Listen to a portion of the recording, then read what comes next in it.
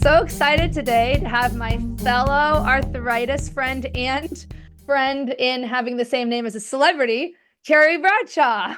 Welcome. Hey, hey, Cheryl Crow, how are you? I'm good. How are you? I'm doing great. Yeah, we met in September 2024 at the Health eVoices conference. And that was an amazing experience. But first of all, can you just let the listeners know, where do you live and what is your relationship to arthritis, or what kind of arthritis do you have?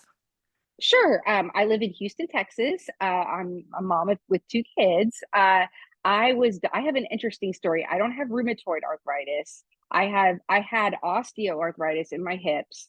I was diagnosed at the age of 40 with something called congenital bilateral hip dysplasia, which I never knew I had.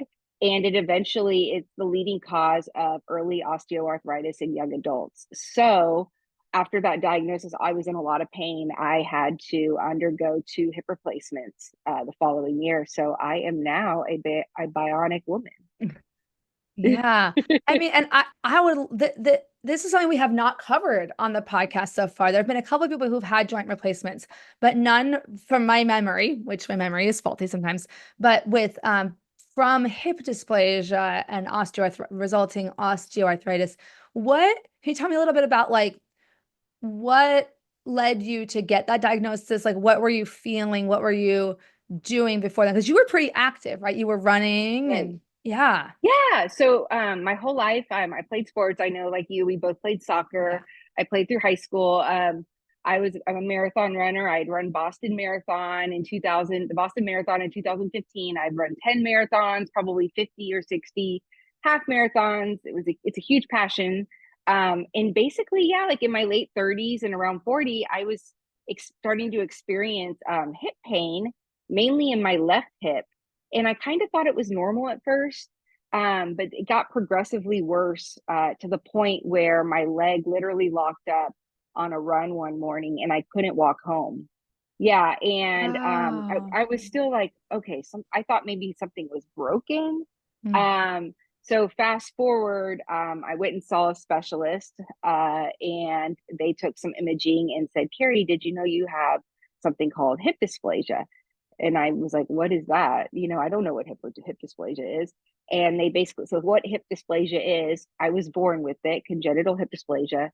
I want to say I read a statistic 1 in 1,000 babies are diagnosed with it. A lot of times it goes misdiagnosed, missed, like in my case. And your hips don't form correctly. So my hips never form correctly. The sockets are too shallow for the hip.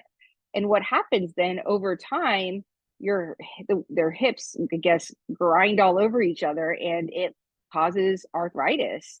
And so by the time I went into surgery, it was already bone on bone. They said it was nasty. I have pictures. But yeah, it caused a lot of pain and arthritis. And Uh, it was basically a big curveball in my life. I mean, I can't imagine. So all those marathons, the majority of them you ran before, and the half marathons before your diagnosis, right? Yeah, Before kids. So yeah, I before had my kids. first son in 2016 and I ran the Boston Marathon in April 2015 and then another marathon in May and then got pregnant with Theo. And I did run during my pregnancy with Theo and I would have hip pain. That was really bad. But I was told it was probably because we didn't know I had this Yeah, issue. It was we were told, I was told probably around ligament pain. So I would limp yeah, around. I think it was basically I think the arthritis was starting, so I yeah. continued to run even after pregnancy, but it was starting, the hip pain was starting and it was just progressively getting worse over the next few years to the point where I couldn't run or I couldn't even Yeah. basically walk around like the block.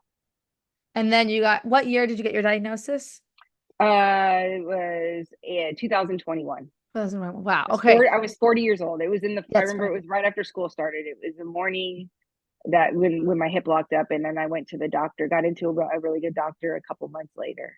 Wow. It And started to just a little educational tidbit, because I know a little bit about hip dysplasia or congenital hip dysplasia as an occupational therapist. And also Charlie, my son, was a breech baby. And what they right. do with all breech babies are screened for hip dysplasia because because his head wasn't down in the pelvis, his head was up high, and then his butt and hips were in my Right. pelvis. I mean, so his legs were stuck up a little bit at first when he was first born, and that's really common for breech babies. But then they screen Right. them right after birth, and then again, like at I forget how many months to make sure. And you can correct for it if you catch it early. But if you didn't, in your case, Right. over time, it had so many years to evolve. And it's kind of Right. incredible that you were able to do so many marathons and run so much before it was causing problems, you know?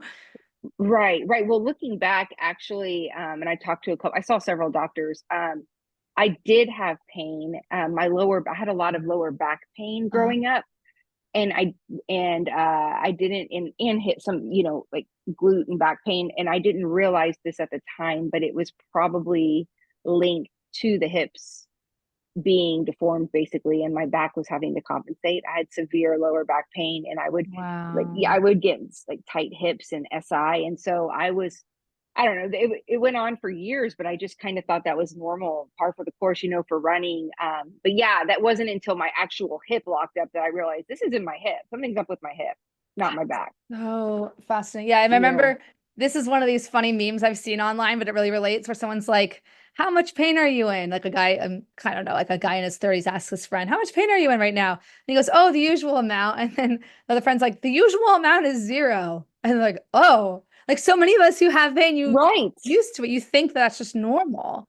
Right. Yeah. Right. And Ben, my husband, I mean, I don't remember how he phrases it exactly, but he said he was telling somebody, yeah, I remember this was like 10 years ago. Carrie would just like in the middle of the night, I'd wake up and I'd be like doing these like weird, crazy stretches off the bed to like Oh get my some sort God. of relief in my back and hips. Like Oh, my legs would be contorted in different directions. Like it was like it would bother me. Um, just I needed a lot of deep massages and like super deep pressure, and yeah, I don't know, it was obviously manifesting or presenting itself early on, but it wasn't until 2021 where everything came crashing down basically. I'm so sorry. How did you feel when you got that diagnosis? Well, at first I was kind of in denial. They told me that they thought at first they didn't see the osteoarthritis yet on the imaging. They missed it. Oh, So and I didn't know what dysplasia was. And they're like, a lot of people have a torn labrum and dysplasia. So if we put you in PT, there's, surgery. I'm kind of glad looking back that I didn't know the extent of how bad it was going to be right away. It happened eventually, but they told me to try PT and maybe I'd be able to, it would get better, but it wasn't getting better with months of PT. I was still in severe pain. They couldn't figure out what was wrong because the MRI, the angle of the MRI for some reason didn't show the extent of the arthritis. So they had a bunch of interesting. surgeons all looking and doctors all looking at my imaging, being like, what is going on with Carrie? Because she is still having like, felt like my bones were broken on my left leg. And so they sent me to another specialist who specializes with hip dysplasia. And I went around to a few more specialists, did my research, interviewed several doctors. And finally, found the one that I eventually went with, Dr. Stocks. But so initially, back to your question, when they told me, I had hope. I was in denial. I had hope that with PT that I wasn't going to need any surgery. It's not that big of a deal. A lot of people have, Mm, this and don't have any problems. I didn't realize what I was really in for. And maybe the universe and God were protecting me because it was just my way to start processing it all. that's super common, like just denial or kind of, optimism, a form of optimism, Right. right? Being like, Right. okay, well, we're gonna figure it out, and okay, I'm validated that there is something wrong. This isn't just me running too much, like, Yes. you know. A funny thing, it's not funny, but one interesting thing is one of the surgeons I saw told me that he said, Carrie, most people would have been in the ER 10 years ago with your pain. And I'm sure you can relate with your arthritis Yeah. pain. And he said, once they realized what was going on, he's like, most people would have been in here 10 years ago.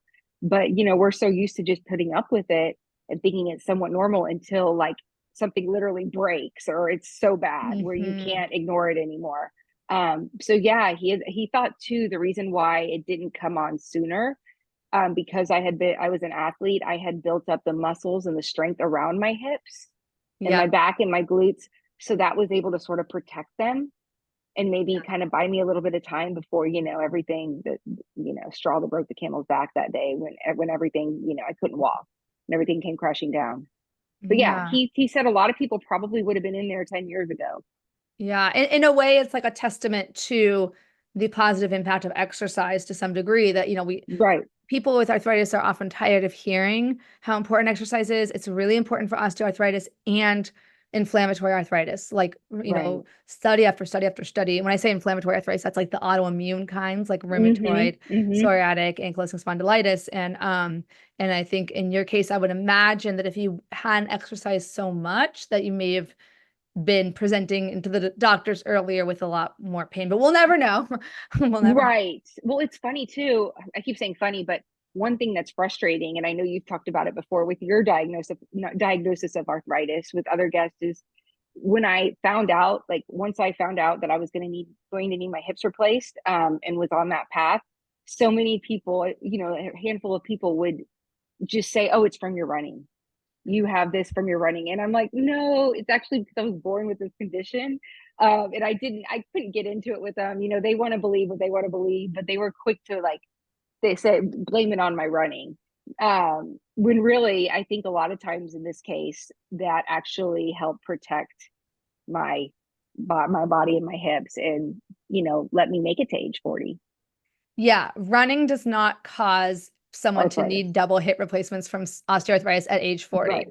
Right. There's no Right. evidence but I think it has to do with this phenomenon that many other guests have also shared, where people in your life, they want the world to make sense. We all want the world to make sense, right? Like, Right. even I share this example, my mom has given me permission to share this, that, she said a few times, "Oh, I know," or kind of, you might have gotten rheumatoid arthritis because I drank Diet Coke when I was pregnant, because we didn't know back then that diet soda, I don't even know if that's true, that Yeah. diet soda is bad, but Right. for pregnancy. But you want there to be a reason, right? Right. Or maybe it was, if I had just gone vegan or something, I wouldn't have it. But at Right. the end of the day, health conditions, they sometimes have no reason. They just happen. And in your case, or it's a reason that you had absolutely zero control over, that you had hip dysplasia. Right. You were born with it.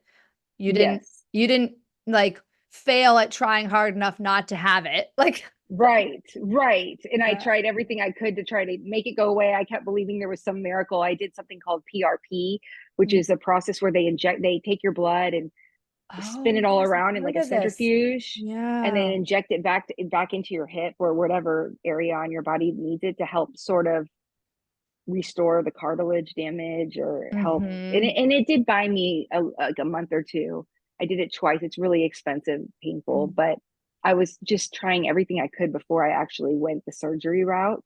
And also a lot of doctors, it's kind of controversial that I'm running again, which we'll get to a Oh, lot. yeah. That's huge part of my life and my, that I didn't know if I went under these surgeries, if I would ever be able to run again, which is my passion. Yeah. And a Yeah. lot of doctors said absolutely not, like it's over. So I had one Yeah. surgeon tell me, after interviewing several, like, Carrie, I is assuming everything goes well with your recovery, I have no problem with you trying to run again. He said he had seen Wow. such great results and the new technology for the prosthetic joints is so good that he feels confident. And it just obviously depending on, he's not making me any promises, but he wasn't shutting that door for me. And it Mm-hmm. gave me that hope because, backing up a little bit, when I was going through this like year process trying to do everything I could to avoid surgery, hoping there would be a miracle, I was like, also I felt like I was in, like, no matter what I did, I was in a bad crappy situation. It's like I'm in pain trying to manage all of it and go through Yeah. all of this stuff, or I do the surgery and I still can't run and I'm in a lot of pain for the recovery. Yeah. Yeah. So it was just like it was just like a lose-lose situation. But yeah, luckily I found my miracle doctor who, was able to back it all up with research, and he was the one who gave me hope. And That's and incredible. here I am. Yeah. That I know, and I want to get more into that, for sure. First, I do want to talk a little bit about what it was like to get double hip replacements at age 40, because I remember when we were talking at the conference or the Yeah. event, you were saying how, it was, there was, I mean, anything you want to share about it is great, but also specifically what it was like to kind of look through the pamphlets and try to find stories, like, like wanting to Oh, know if someone else had been through it. And every story you could find was people who were like in their 70s, which, oh not to be yeah. ageist, it's just representation matters, right? Like you wanted to Right. know. Yeah, tell us Right. about that. So that was another thing. I couldn't find anybody like me. So I would I'd be up at night with, as you guys probably know, with arthritis pain, it would wake me up. I would have a hard time sleeping, and I was just depressed and anxious. And I would be like searching for somebody like me to be like, all right, is there somebody, an athlete who's young, who can go back to doing what they love to do, whatever sport that is, or running for me, long distance running. And I couldn't find anybody. All I saw was like, just normal everyday people, mostly in their 60s, 70s, and 80s.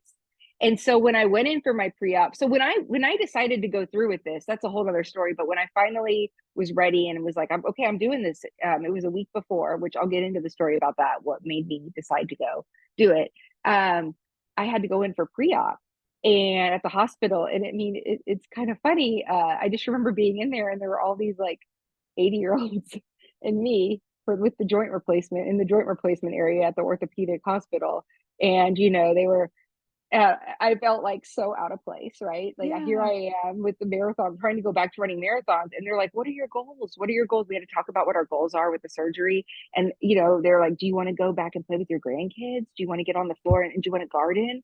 And I'm like, I want to go back and run the Boston Marathon. Is that possible? And I just didn't know. So going into the surgery, I didn't have somebody, that I could look at and be like, okay, they did it. Like that, everything was uncertain. And that was one of the, scariest parts about going through with this surgery is I didn't know the surgery in itself scared me. The pain, the recovery, just getting your leg basically chopped off in a construction zone, all of that scared me. But then I didn't know if I was even going to be able to do what I love still. Wow. That is so, so heavy. And so it's no wonder that, yeah, that it was a huge decision whether to Right. have a surgery at all. So you said that you want to, yeah, what are some of the things that you were going back and forth on when you were deciding about Well, surgery? I interviewed a lot of surgeons. That's my main piece of advice we can talk about at the end. But I interviewed like, oh, Houston has the med center. We have a lot of great doctors and surgeons here. So I'm really fortunate for that. So I did a lot of research. I even talked to one out of state, especially ones that work with athletes, and met with a lot of surgeons, did my own research. And when I finally met my doctor and asked him, I expected him to say no about the running. I was just like, I had that, I got like a little piece of hope. Like, are you serious? Like, and then I wanted him to explain, like, why are you saying I can do this, but other doctors are saying I can? And he was able to explain it. Anyway, he, at my appointment, so this happened all over about a year. At that appointment, I kept trying PRP, and he was like, Carrie, why don't we just put a surgery on the books for this fall? I book up really fast. Let's just get something booked. I put it down for November. I met with his assistant, and he was like, I didn't think I was really going to go through with it. So he's like, just get it on the calendar. And if you don't want to do it when the time comes, don't. But I book up, and if you decide you're ready, then we can do it. No pressure. So did I really think I was going to do it in November? No, it was November 22. This was back in June or July. So fast forward, it was Halloween, in Halloween night. So about a week, I was scheduled for November 7th. It just happened, what, like a week ago? And I was scheduled for November 7th. So on Halloween, October 31st, I was trick-or-treating with my two kids and my husband, and I couldn't walk around the block. My leg was in so much pain, my hip. So I tried and I limped around for probably 10 or 15 minutes. And then I was like, I can't do it. I have to go home. I was in a skeleton outfit, that ironically, and I had to leave my family and go home. And that was the moment of clarity that I needed, as depressing as it was and as painful as it was. That was my moment where I was like, all right, I'm doing it in a week. I'm gonna have this surgery. I can't even trick or treat with my family. Forget the running. I can't even trick or treat or walk down the block with my kids, go to the park, whatever it is. Like, what am I doing? This is the answer I need. I needed an answer. I felt like it was my sign from God. So with a week, I was like, all right, I guess it's on. So Wow. a week And later, I had my, your kids were 4 and 6, right? At that at time? that time, yep, they were 4 and 6, Yeah, first yes. grade and pre-K. So I mean, No, just no, sorry, yeah, first grade and pre-K. that's just a lot to have to be handling on top of being a mom. And, Right. I think that's just, I mean, what can you say? It's just a lot. It's not a simple decision, you know? Right, right, and then just, having to they didn't really understand, especially my youngest, so we don't have any family here either. My mom flew Mhm. down for 1 week when I had to use a walker, but my oldest cried when he saw me, like, he didn't know what to expect, and he sees his mom, who seems, quote, unquote, "normal," like, nothing's wrong, and then he goes to seeing me limping, walking around with a walker, and he was really scared and cried, and there's a lot of hands-on parenting going on with those ages. And luckily I had Exactly. my husband, but he has a job. And so it was really hard to navigate all the logistics and the parenting part during the recovery.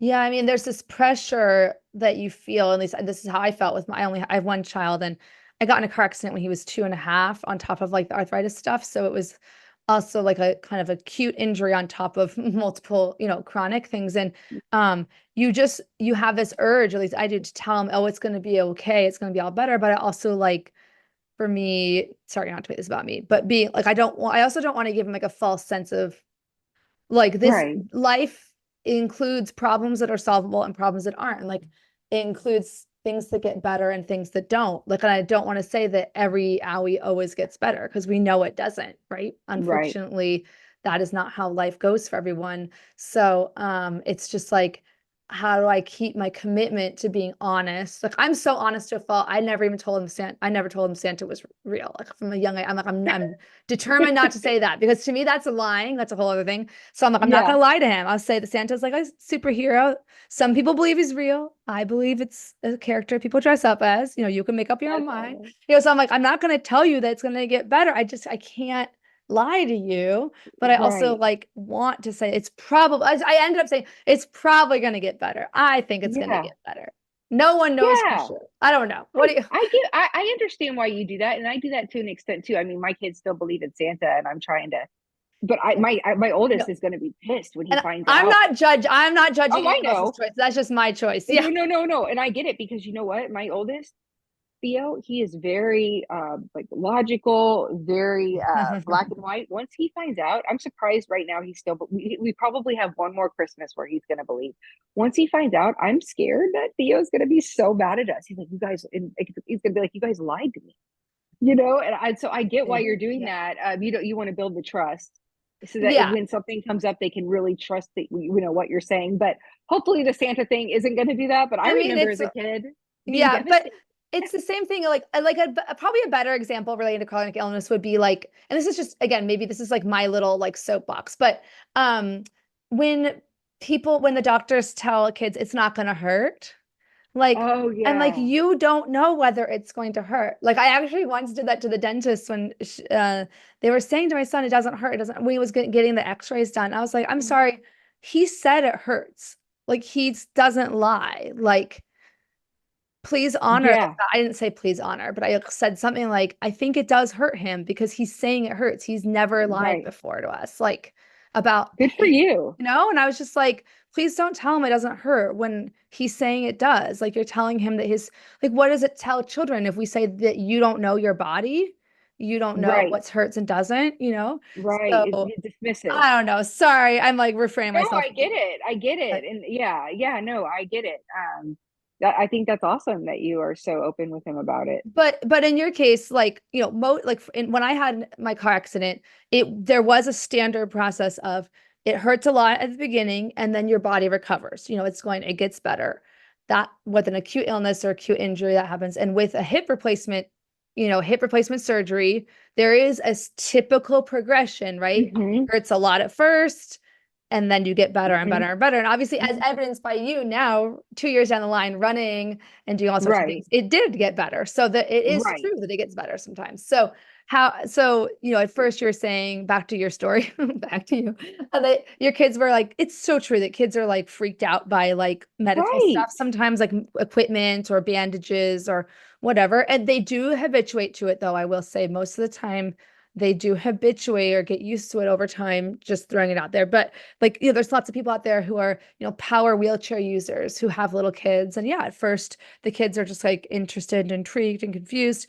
And then they're like, oh, it's no big deal. But what was your recovery process like from the Yeah. So replacement? the first one was in November. The second one was in April, 5 months, less than five Okay. months later. But just to add a little funny side note about that, my daughter, the 4-year-old, once they got used to it, my daughter thought my walker was the coolest thing. Theo's more Exactly. sensitive. They Yeah, called it the bad guy car. So they would like to push it around and pretend like it was a car, like a bad guy's car. I don't know. that's I so just cute. remember that randomly.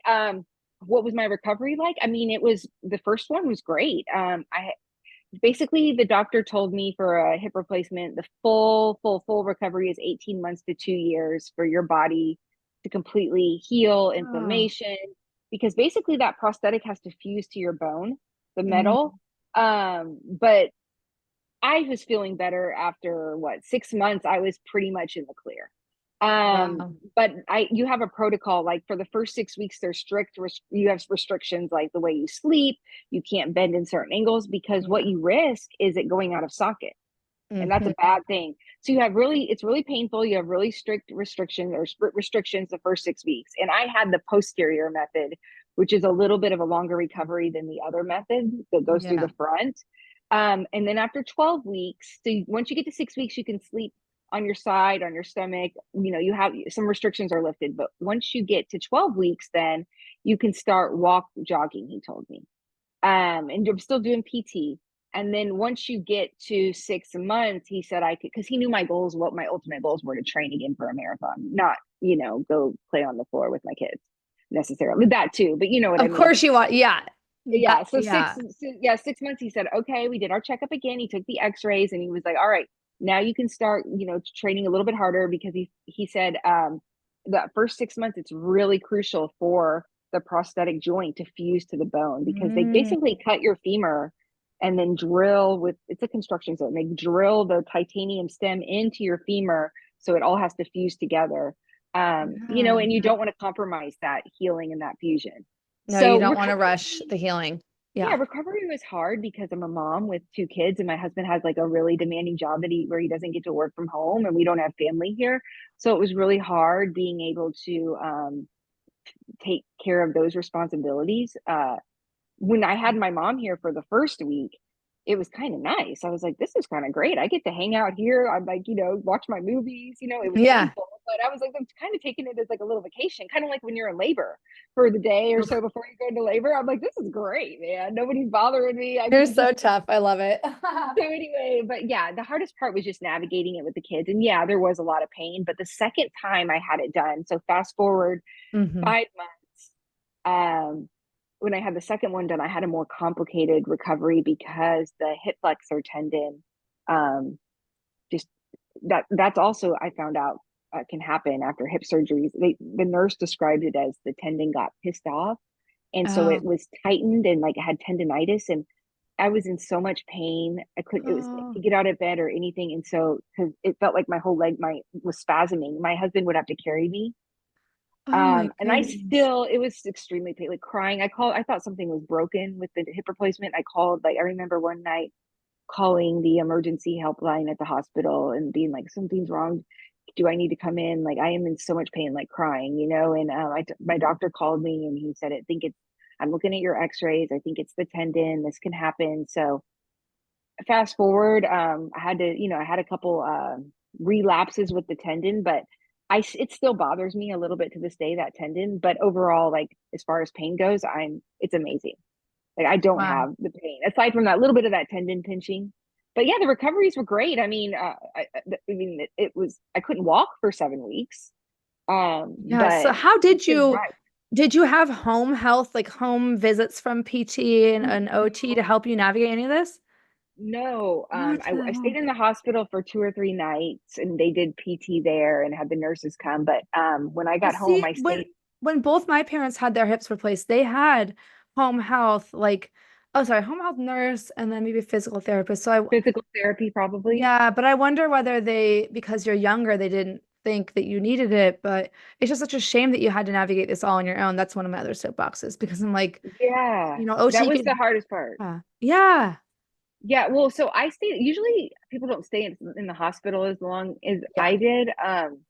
Wasn't long, it was a few nights, but I think it was a blessing. My oxygen and my blood pressure dropped a lot and my oxygen, and so I was fine with it. I'm like, I have these two kids at home, it's going to be chaos. I feel more comfortable being here at the hospital with the nurses taking Hmm. care of me before I go home to that situation. But yeah, I started PT, I want to say it maybe like 5 or 6 weeks. Okay, okay. I had to have somebody drive me Yeah, yeah. because I couldn't drive for at least 6 weeks on the first one. On the second one, which was my right leg, which the one I drive with, I had to wait longer because if you slam on that brake or something with your hip, or if something happens, it's just you're at a little bit more of a risk for Yeah. affecting it, affecting the healing. So yeah, I would have to have Yeah. arranged drivers, or like for example, I would have to try to find somebody to take my son to school and take him home, things like Hmm. that. We ordered a lot of like DoorDash, or my husband had to works a pretty demanding job. But yeah, during the day I was kind of on my own, and I would have to get rides to the PT until I could start driving. But yeah, that was the hardest part those first 4 weeks, I would say, first 4 or 5. Oh, it's just and how did you are obviously very mentally tough in that, you've anyone who puts themselves through multiple marathons is I would diagnose as mentally tough. But how did you mentioned how bad the pain was. Like how did you cope with it? Like did you do breathing? Did you do visualize? Like how do you or did you just kind of say just deal? Like I don't know. I kind of it's a great analogy to running marathons, actually. Yeah, there were some I was in a lot of pain, but I kind of there's a quote that runners use, long distance runners, and it's like uh stay in the mile that you're in. Did I word that right? Oh, I love Stay that. in the mile you're in. So if you're in a lot of pain and you're doing like a 5 mile run, let's say, and at mile 3 you're thinking, oh my god, I can't make it, to mile 5. Stay in the mile you're in, don't think about what's next, finish that mile 3, just get to mile 4. So I related that helped me a lot mentally. Subconsciously I used that tactic to help me navigate those first few weeks of my recovery. For example, to get out of bed to go to the bathroom was the hardest thing because you Oh, can't move your knee in. If my knee went in a little bit, like with the hip, like trying to scoop yeah. myself using my arms out of bed, it would send like a shooting pain at my body.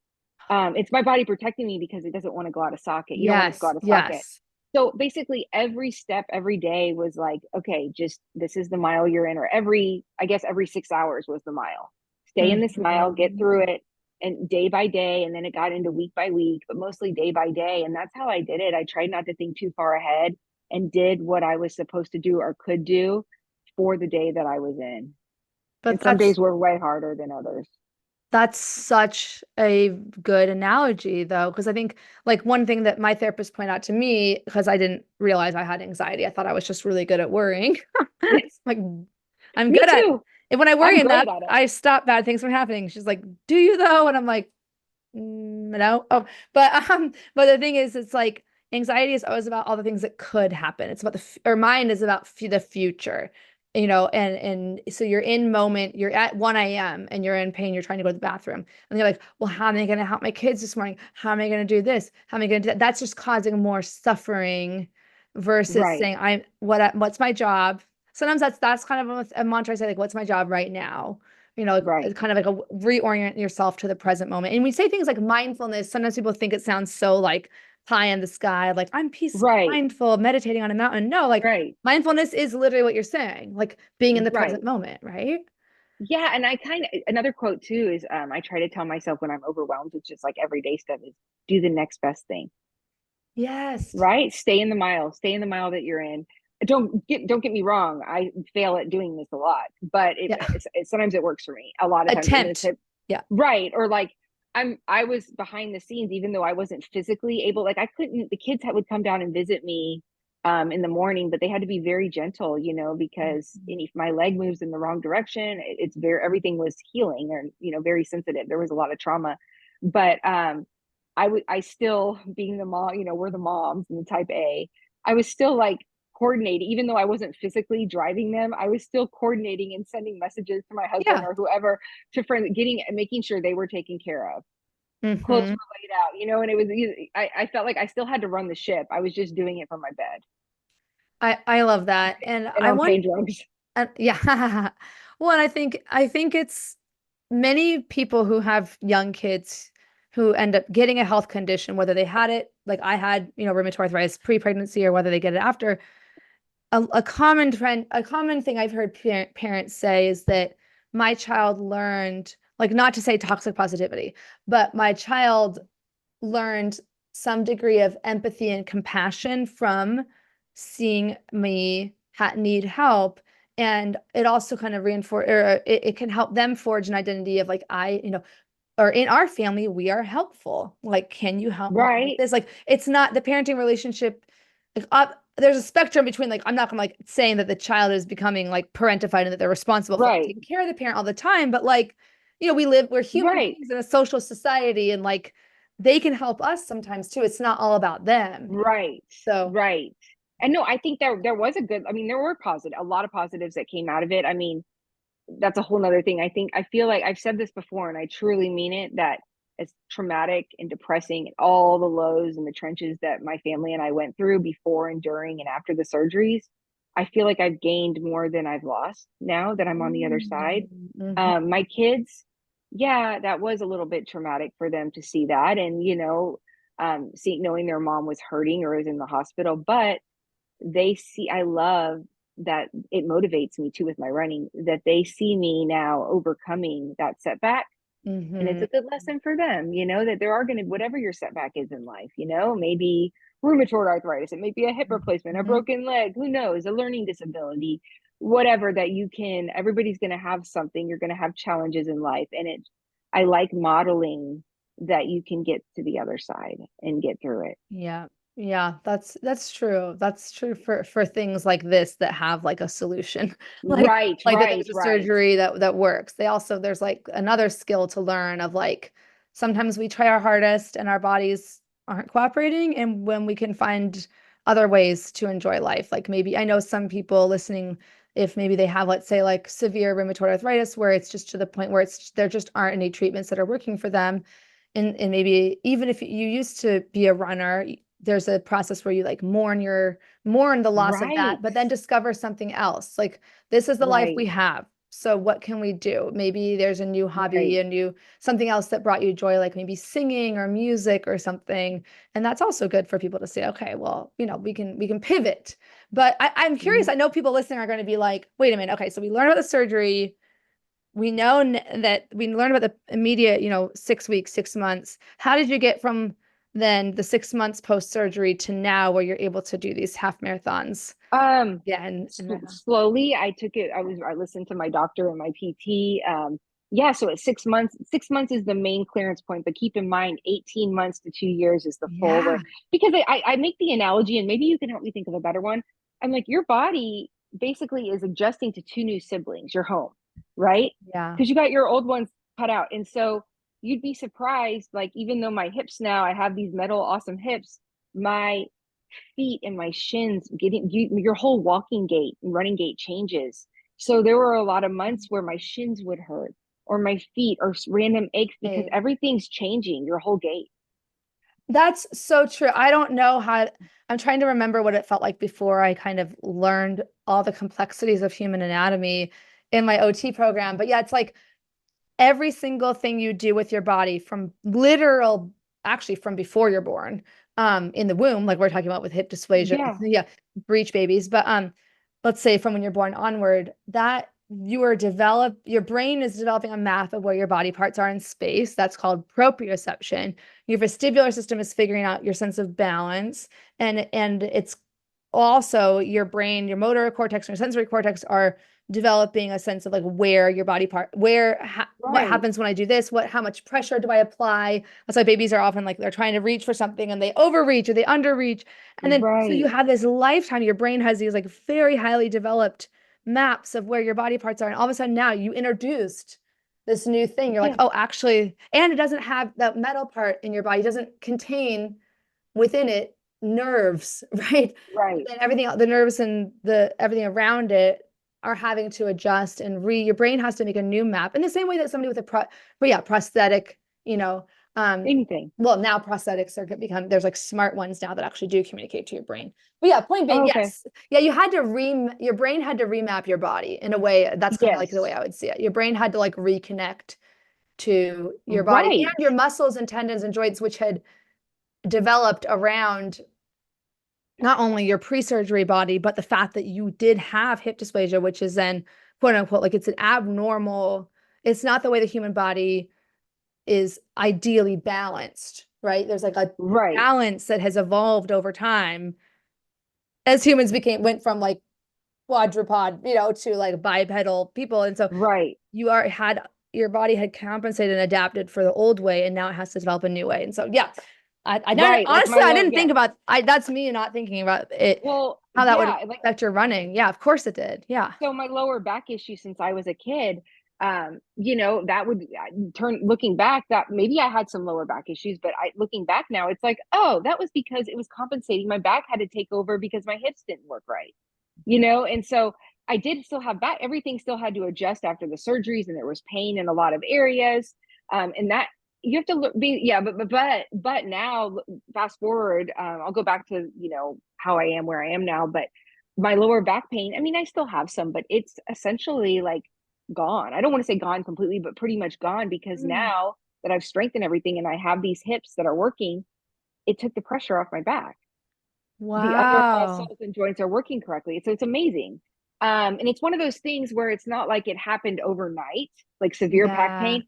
It happened gradually. So it's kind of, I step back and I'm like, wait, I haven't had back pain in a while. It's because these my joints and my muscles or my hips are good now. I mean, they're strong and I've built up Right. all the muscles around it. So now my back is okay. It's just not like it was, overnight. It's not like you can it's not like you can see it right away. Mm-hmm. It's Mm-hmm. something I look back on. I'm like, oh, my back pain's not there anymore. So yeah, I followed all the protocols. I was in, communication with my PT and my doctor. Um, and yeah, I was very conservative in how I started training again. Started with walk running. Um, Wait, and what's walk really, running? Oh, okay, so walk running. So basically, instead of just going straight to running, I was on a strict program. So this works for anybody who, if you want to start running, walk for 4 minutes, jog for 1 minute, repeat that a few yeah. times. Yeah. Then in a couple weeks or a week, do walk for jog for 2 minutes, walk for 4 minutes. And kind of Mm. slowly build up. So because I couldn't just start from zero to hero because all of my, like we were talking about, my joints and everything and my Yeah. bones and muscles weren't used to it, the pounding, and how my gait was off. My gait was totally different, Mm-hmm. so I had to start very slowly building up to that, to walk running, and then slowly, just one step at a time, then distance and speed work eventually. And I'm the whole time for the last 18 months I've just been also like learning how to trust my body again, because I've been Wow. scared, a little scared at times, to push it. So yeah, Yeah. I followed everything I was supposed to do. I got, aside from the second hip, like I had a really good, strong recovery. It was painful, but great recovery, no regrets. I still have a little bit of pain in my right hip flexor, but it's manageable. And I learned a lot from my PT. I try to get massages, every 6 weeks or so. Yeah. Take Yeah. care of myself. And yeah, just if try to be conservative with my training as far as more days off, not running lower mileage. Like I said, I'm trying to figure out what my body can take, and I'm Mm-hmm. not, I don't want to push it. I'm a little bit scared still on Yeah. how hard to push it. Yeah. Yeah. That's understandable. I mean, I don't know. Like, that my next question was going to be about your doctor. Like, the surgeon, do they have many other case No, examples to pull from, right? So yeah, they're like medicine typically is very like better safe than sorry. Like they don't want to tell you, oh, go run a marathon right, if they don't have like, but someone has, if they don't have that proof, quote unquote, from someone else doing it. But if no one's done it yet, that doesn't mean that no one can do it potentially, right? Safely. It just means right, that no one's done it. So maybe right, you're going to become the example that changes the practice potentially. right. Well, he did say he's done like 6 or 7 thousand of these surgeries. Oh my He God. did say, right. He's Oh my amazing. God. Yeah, he's crazy. He's amazing. He's incredible. I Like can't even he's comprehend that. right. and he did say he's had 3 run half or fulls, but nobody ever run Boston. And Boston's the one that's like the Super Bowl for runners. Yeah. That's Yeah. in April. And he had a basketball that was, I needed to hear these stories to give me the confidence and to back up what he was saying that I could run again. I'm like, why do you think this if the other doctors are saying no? And I did end up going back to one of the other surgeons who's great that I saw before Dr. Stocks. And that doctor had told me no running with your hip replacements because they just don't have enough information and data. He said, like we were just talking about Yeah. how it runners and if it'll wear out the prosthetics a lot sooner. So Mm, my doctor, you know, the technology's gotten a lot better, but my doctor, Dr. Stocks, and I had the conversation. You know, if he thinks that they just don't have enough information, but he was like, are you willing to take on the risk? So I was like 41. And let's say hypothetically, they really don't know. Let's say these hip replacements last you 30 years. Are mm, you, or 35? So that would put me at what, 70, 75. Are yeah. you willing to take the chance that there's a chance if you're running long distance, it might wear them out sooner? They don't know. Are you willing to have 20 or 25 years instead of 30 or 35 before you need to get a revision and get it again? Absolutely. Yeah. Yeah. Tomorrow's not guaranteed. I'd rather get 20, 25 years of my life, do what I love, run again, get this. Who knows what they'll have then? So that's the way I Exactly. view it. You know, and who knows if I'll even need it. I'm assuming I will because I got it done at a young age, but I'm fine with that. I'll be in my 70s. Like I want to live these years with my kids. I really want to, I feel like I have unfinished business with the marathons. It's Hmm. something that brings me, it's just a part of my soul. I feel like Yeah. I got a second chance at life again, getting this back after it was stolen from me. So yeah, there is a risk that I will wear down the prosthetic joints. And I think that's why a lot of doctors are scared to give the Hmm. green light to their patients. I've actually had through my social media, through Instagram, a lot of people message me around the world who are going through this surgery or who might get it and asking me, how are you doing this? My doctor told me I couldn't, or you're giving me hope right now that I'm going to be okay and I can do, they ask me, you know, so I'm so glad that I can be, that's the best thing that's come out of it. Well, aside that I can run again, let's not lie about that. But that's the Yeah. second best thing that's come out of it is that I feel like I can be that person that I was searching for all those late nights in Yeah. bed, Oh my God, and that's so give people that beautiful. hope. And I always say, you know, this is what I'm doing. I'm glad I can give you hope. Like your life's not over, Yeah. but you need to run this by your doctor. I am not, I don't want to get Yes. sued. The conditions, and I think Yeah. that's very ethical of you. And that is like, I think I spend a lot of time thinking about, the promise and the perils of social media. And we have to just take both side by side. And one of the downsides if is people overgeneralizing, looking at one person's story and overgeneralizing that, assuming that what happened to X person is going to happen to me. And our bodies are different. The conditions are different, right? Your hip Mm-hmm. dysplasia affected your body the way it did due to many factors, not just that it was hip dysplasia, but just your height, your genetics, your Mm-hmm. weight, your activities. Someone else, even at 41, like same gender, same age, their conditions might be very different. Their body shape might be different, their activity levels. So sorry, this is just like a long story, Right. but Right. you're No. so right to say like, but it helps a patient to know, looking like it just helps to know that even though I'm Carrie's not guaranteeing it will happen to me, it has happened with one person. Like she has run Right. a marathon, like that's Or I amazing. haven't run a full yet. I've done Or a half, but I have half. my full, but whatever, like that To I'm me, running I'm like, again. it's in the category like a half, but that's true. Like, Right. yeah. I'm right. And they also, it also depends on your recovery. Like I said, my second one was different. And your doctor and the way that they did it. Like, I mean, you don't, I don't know your doctor's technique or like the Yeah. prosthetic joints that they use. There's so much at play here. Kind of like I made the analogy to somebody on social media who was asking about running and what my plan was. I said, look, when you're pregnant, most if you're not a runner, you don't go start running again. Right. Kind of like Right. the same with the hip replacement. Most doctors now, including my OBGYN when I was pregnant, said, Carrie, you can go run, do what you were doing before you were pregnant. But if you haven't been a runner, that's probably not the ideal time when you're pregnant to Yeah. go start running. Same Yeah. with hip replacements. Like, not saying you can't, I'm not saying you can't go run again after hip replacements, but it might be a while. My body Yeah. had muscle memory from it.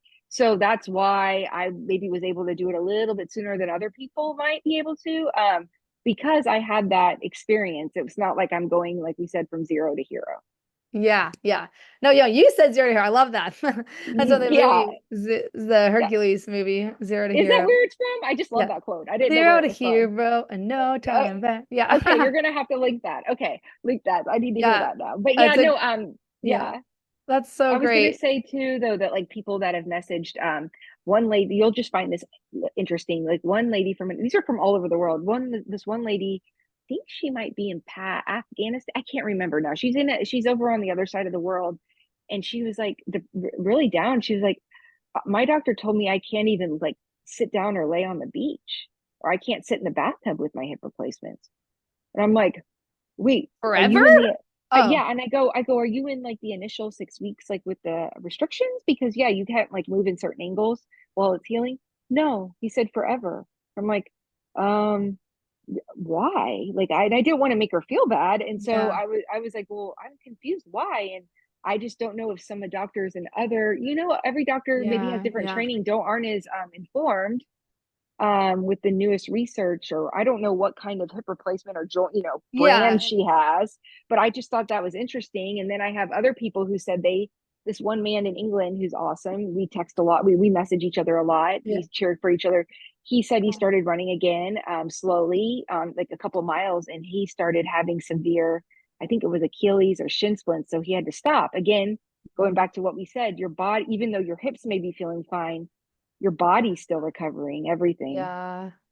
Yeah. Well, I mean, it's so important to have, I love that you've mentioned the word stories a lot throughout this. Like that I think that my brain is always keying in on like key themes. And that's something I didn't anticipate, honestly, even being as powerful as it has been, sharing people's stories on this podcast, because it's so true that like it's such a fundamental need as humans to connect to others and to Mhm. hear stories, see examples of people living the life that we want, and so I think it's what you're doing and what you're sharing is really important, Well, um thanks. I think so too. And I think even if they can't end up doing whatever their goal is all the way right away, I think it's so important. And I didn't have a strong sense of hope because everything was so uncertain, and I didn't have Mm. somebody to look at. Wow, But I yeah. think it helps a lot mentally for these other people I've been talking to, or who are going through, or who will be going through these surgeries,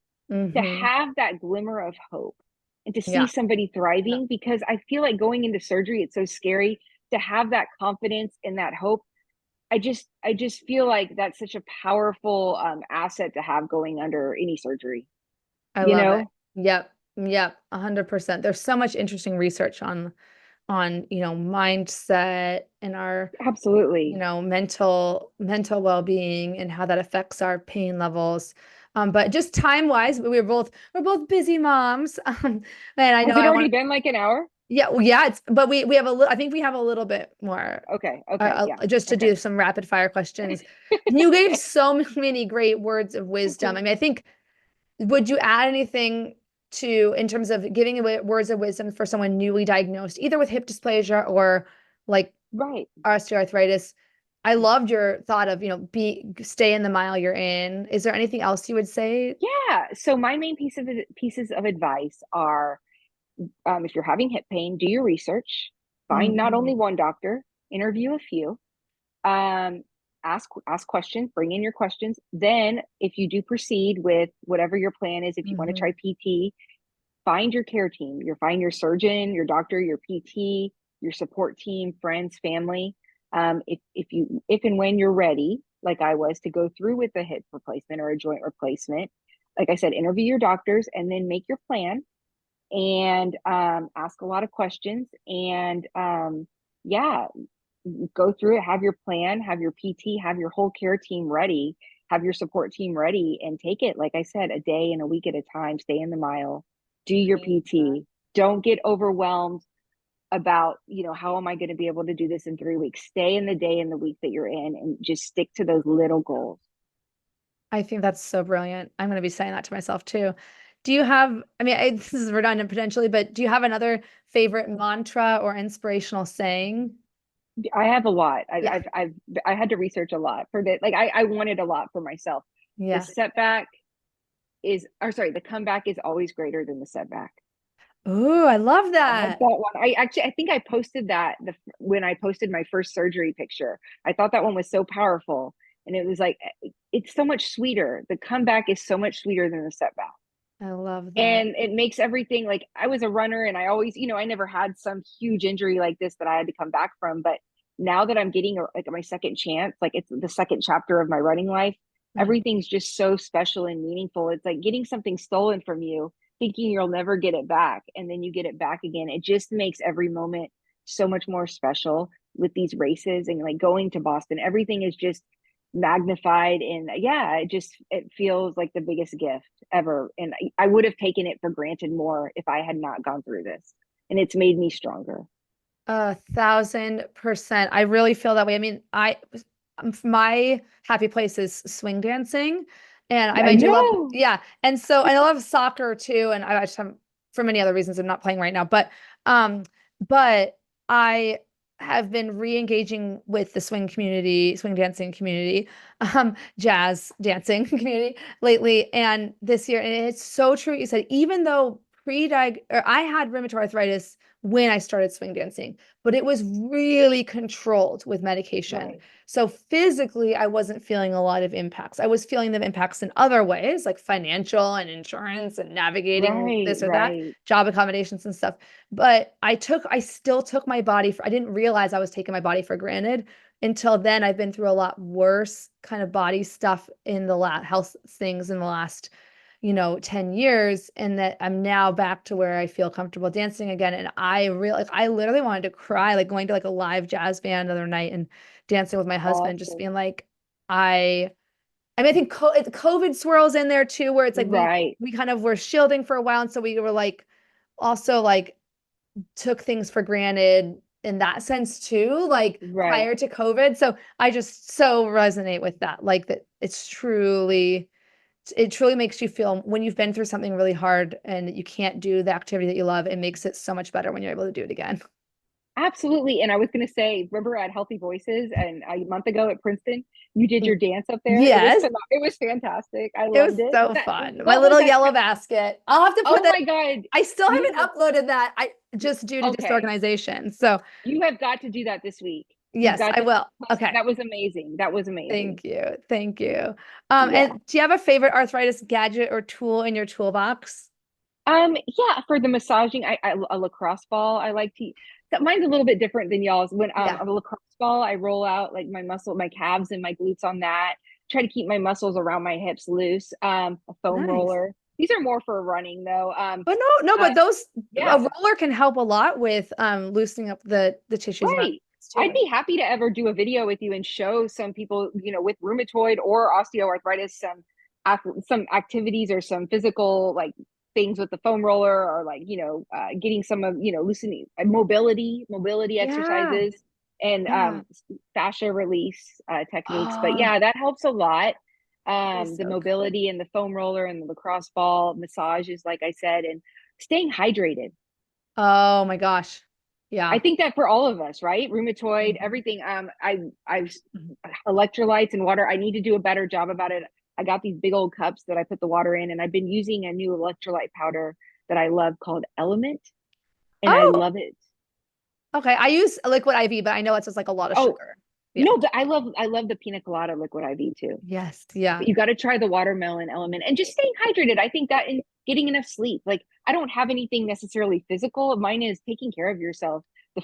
The physical things are the foam roller and the lacrosse ball massages, but drinking Yeah. your water, getting your sleep, working on your mental health, you Yes. know. Yeah. I love that. Same, same, same. Do you have a favorite book or movie or show you have watched recently? Okay, yes. So, show Schitt's Creek. Uh Yes. I'm still and I finishing it. Oh, I love it so much. Okay. Podcast, love podcasts, running podcasts, but I've actually let's see, I have a couple running podcasts I listen to. And Brene Brown, I like listening to her. And Yeah. then for books, I actually, through all of this hip stuff, this my story got set up with an Olympic athlete, Meb Keflezighi. He's my Oh, coach. So I'm running. I got a golden ticket to Boston. I say golden ticket like jokingly. The hip company was able to get me I'm fortunate they were able to get me a ticket to a bid for Boston in April. So I'm going to be running the Boston Marathon. Yeah, and they found out about my story, and so it'll be super special and emotional. You'll have to track me, but oh, I I will, 100%. it will have yeah, We'll have a watch absolutely. party. Oh, I would love it. And so, long story short, Meb Keflezighi, he's amazing. He won the Boston Marathon in 2014, which was the year after the terrorist bombings. Oh my God. He's and he's in second. He got a silver in the Olympics. He's a marathon runner, just an all around stand up guy. You should look him up, Meb Keflezighi. Put him in the show notes. But he Yeah, has a yeah. book. I actually have it right here. I listened to the audio. Meb for more. Oh no, not this one. Run to Overcome. This is his other book, Meb for Mortals. Run to Overcome Okay, by okay. Meb Keflezighi and David. I'm listening to David Goggins' book. What is it called? Can't Hurt Me. Oh A lot wow. of I don't mental. know any of these. Goggins is intense, but he has a great story. Wow. I'm, on the first book, Can't Hurt Me. And Meb Keflezighi, that's my coach now. He's going to be getting me to Boston. So he'll be That there with is so cool. I'm sorry. I I'm know. so excited. You got to follow him. He's amazing. He's just a stand-up guy. Yeah. And I got chosen. I got interviewed. And it's all like I said, some good things, some silver linings came out of these hips. And he's one of them. And I got the gift of him, being by my side as I make it back there. And so he'll be there when I cross the finish line. It'll be awesome. That is so special. I cannot wait. Okay, last one. How do you thrive with, well, now you kind of have corrected it, his dysplasia and osteoarthritis? How do you thrive? Mentally, like we said, stay in the mile, do your research, don't give up hope. You can try it, go to PT, go interview doctors, ask all your questions. And when you're ready, and if you have to have a surgery, like I said, come up with your care, control what you can control.